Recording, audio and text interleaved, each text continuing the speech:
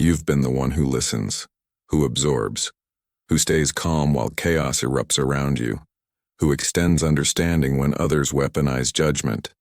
And somewhere in this endless giving, you crossed a line you didn't know existed. You became fed up, not angry, not bitter, fed up.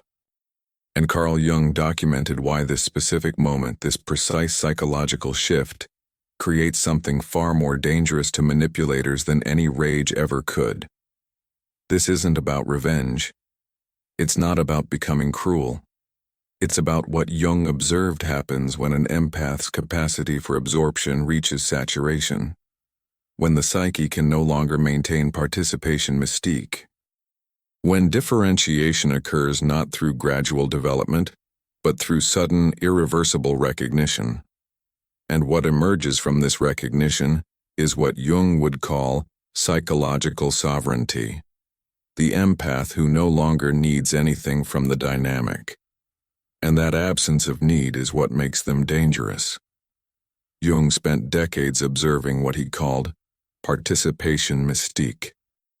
The state where psychological boundaries dissolve, where you can't distinguish your feelings from someone else's, where their anxiety becomes your anxiety, their rage becomes your responsibility, their emptiness becomes your problem to fill. And empaths, Jung documented, are particularly vulnerable to this merged state.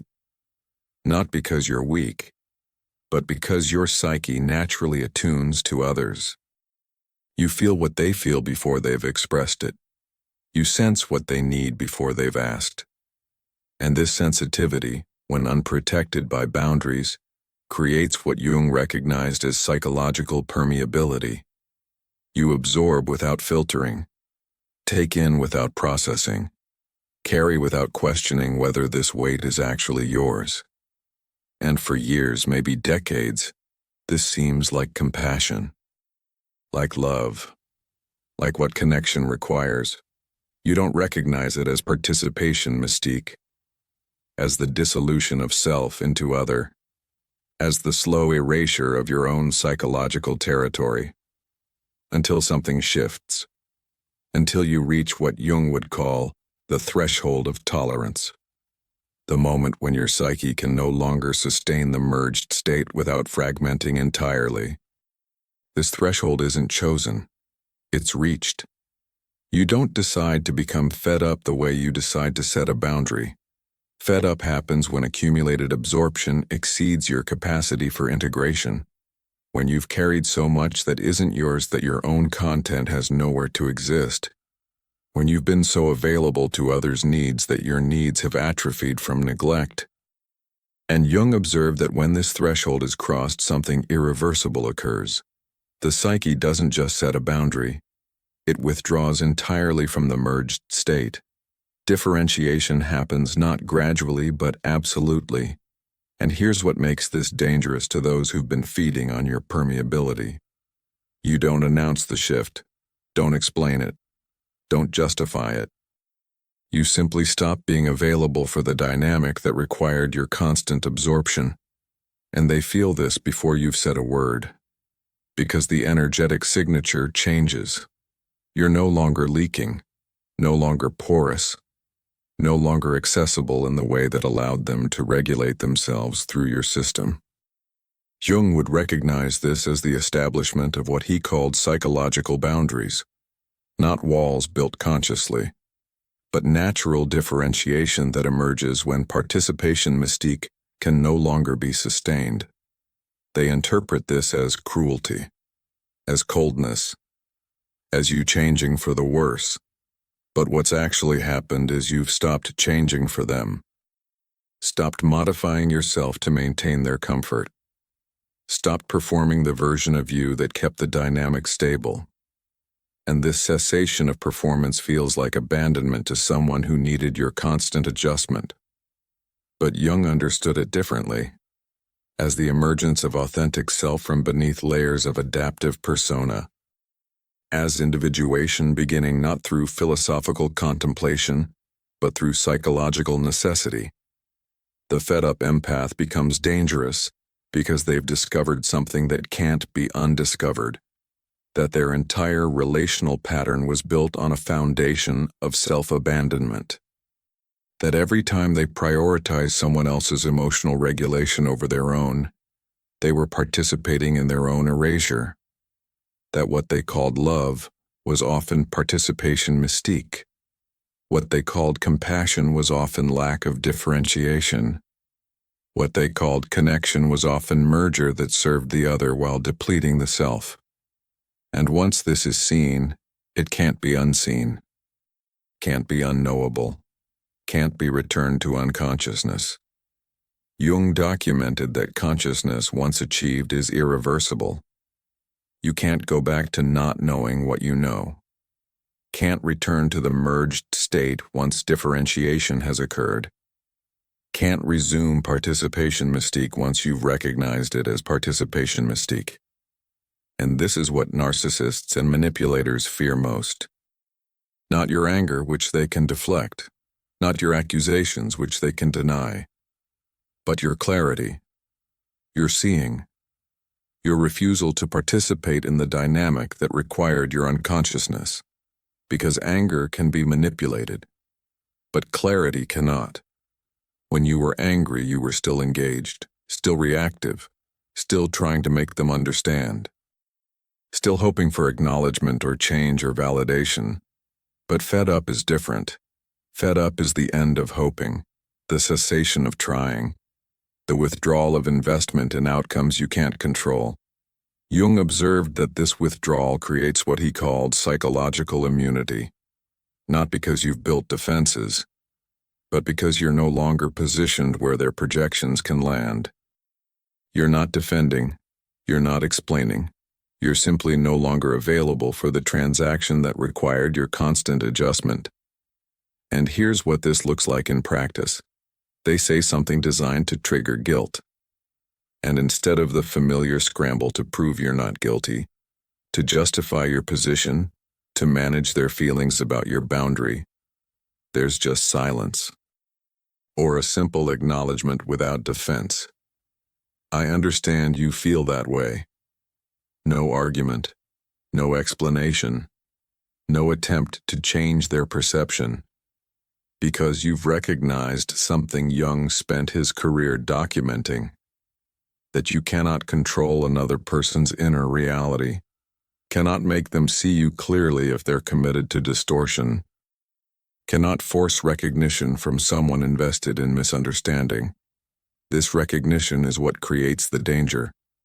Because manipulation requires your participation, requires your need for their approval, requires your fear of their judgment, requires your hope that this time they'll finally understand. But the fed-up empath has relinquished all of it, not through spiritual bypass, not through forced detachment, but through genuine exhaustion of the need itself. Jung would call this the death of the provisional self, the version of you that existed to maintain others' comfort, the adaptive persona that shaped itself around their expectations. That self doesn't gradually transform, it dies. And what emerges is something they can't manipulate, because it doesn't need what they're withholding. They withhold approval, and you stop seeking it. They create distance, and you stop chasing. They manufacture drama, and you stop engaging. Not because you've learned sophisticated techniques, but because you're genuinely no longer invested in outcomes you've recognized as impossible. Jung observed this pattern in patients who'd reached what he called psychological maturity. Not perfection, not transcendence, but simple recognition that their energy was finite and had been directed toward futile pursuits, toward making unavailable people available, toward earning love that was being withheld strategically, toward fixing what didn't want to be fixed. And the withdrawal of that energy from impossible tasks creates what Jung would recognize as libido, available for actual development, for pursuits that reciprocate, for relationships that don't require constant self-abandonment, for connections built on genuine mutuality rather than one-sided accommodation. The fed-up empath becomes dangerous because they've redirected their considerable capacity for perception and attunement toward themselves. And once you turn that sensitivity inward, once you start noticing your own needs with the same acuity you noticed theirs, the dynamic can't survive, because it was built on your self-neglect. Jung documented that narcissists specifically require what he called psychological vampirism. They need to feed on others' energy, attention, admiration, because they can't generate it internally. But this feeding requires the other person's availability, requires their porous boundaries, requires their participation mystique, requires their unconsciousness of the transaction. And the fed-up empath has become conscious, can see the dynamic operating, can recognize the extraction happening, and this seeing alone creates immunity, not because you've built walls, but because you're no longer standing in the position where extraction is possible. They'll try everything to restore the old dynamic. Love bombing mixed with cruelty. Promises of change alternating with punishment for having boundaries. Appeals to your compassion followed by accusations of your cruelty. And Jung observed that this intensification is predictable, because they're not trying to win you back. They're trying to make you react, because your reaction proves you're still engaged, still invested, still participating. But the fed-up empath has reached something beyond engagement, not through effort, through genuine completion of a cycle, through having given everything possible and recognized it will never be enough. And this recognition creates what Jung called psychological impermeability. You're not defending against them. You're simply no longer available for the exchange. And unavailability, Jung understood, is more powerful than any defense, because defenses can be tested, probed, eventually breached. But genuine unavailability creates nothing to push against. They escalate, and you remain calm. Not through suppression, through genuine lack of investment in their escalation. They accuse, and you don't defend. Because you're no longer trying to change their perception. They threaten, and you don't chase. Because you've recognized that chasing was the problem, not the solution. This is what Jung meant when he said, individuation requires separation from collective unconsciousness. The fed-up empath has separated from participation in dynamics that require their unconsciousness, has individuated from patterns that demanded their self-abandonment, has differentiated from relationships built on their constant accommodation. And this differentiation creates what appears to others as coldness, but is actually clarity. What seems like cruelty but is actually self-preservation. What looks like hardness but is actually integration. Because you've integrated the parts of yourself that were sacrificed to maintain the dynamic. You've reclaimed your anger, not to weaponize it, but to recognize it as information about boundary violations. You've acknowledged your selfishness, not to become selfish, but to recognize that attending to your own needs isn't selfishness. You've accepted your capacity for indifference, not to become cruel, but to recognize that not everyone deserves your perpetual concern. And this integration of previously rejected aspects creates what Jung called wholeness, not perfection, but completeness, containing both light and shadow, both compassion and discernment, both connection and sovereignty.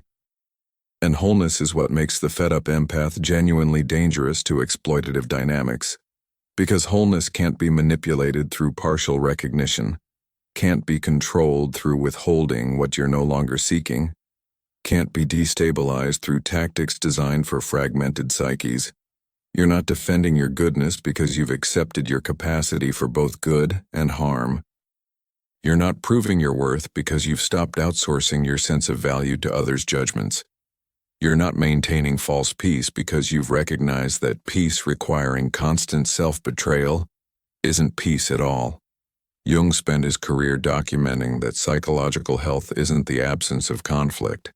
It's the capacity to maintain your own center during conflict, to remain differentiated when pressure mounts to merge, to hold your own reality when others insist on different versions. And the fed-up empath has developed this capacity not through study, but through necessity, through having merged so completely that differentiation became survival, through having accommodated so thoroughly that authenticity became rebellion, through having given so endlessly that withholding became restoration. They'll tell you that you've changed for the worse, that you've become bitter, that you're not the person they knew, and they're right. You're not. The person they knew existed in participation mystique, existed through constant self-modification, existed by prioritizing their comfort over your authenticity. That person is gone, not through effort to eliminate them, but through natural completion of an unsustainable pattern. Jung would call this ego death, not the death of your essential self, but the death of the provisional self constructed to maintain dynamics that required your absence. And what remains after this death is what was always there beneath the performance. Your actual nature, your genuine preferences, your real boundaries, your authentic responses unmodified by the need to manage others' reactions. This isn't a better you. It's the real you. And the real you is dangerous to anyone who profited from the performed you. Because the real you doesn't need what the performed you was desperately seeking, doesn't fear what the performed you was carefully avoiding, doesn't hope for what the performed you is endlessly pursuing. Jung observed that this is individuation, becoming who you actually are beneath socialization, conditioning, adaptation. And for empaths, individuation often requires what appears to others as cruelty, but is actually boundary establishment. What seems like coldness, but is actually differentiation. What looks like selfishness, but is actually self-recognition. You're not becoming worse, you're becoming real. And reality is always dangerous to dynamics built on fantasy, to relationships requiring one person's constant unreality, to connections sustained by one party's perpetual self-abandonment. The fed-up empath is dangerous because they've stopped participating in their own exploitation, have withdrawn consent from dynamics that required their unconsciousness, have established boundaries not through aggressive assertion, but through calm unavailability.